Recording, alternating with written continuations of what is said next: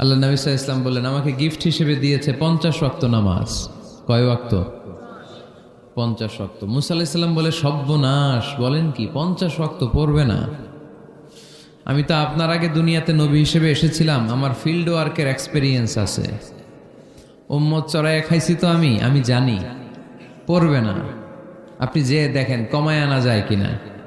পড়ি নাকি আমরা? 5 ওয়াক্ত তো পড়ি না, ঠিক কিনা? তো গেলেন যে বললেন, আল্লাহ মুসা আলাইহিস সালাম তো বলে যে পড়বে না আমার উম্মত, কমায় দেন না।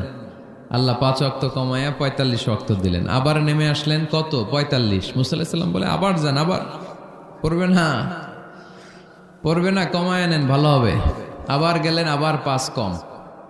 আবার আসলেন, সাইয়েদনা মুসা আলাইহিস সালাম বললেন, আবার যান, পড়বে না। আবার গেলেন, 9 বারে 5 নং 45 ওয়াক্ত কমায় দিয়া রাখলেন কয় ওয়াক্ত?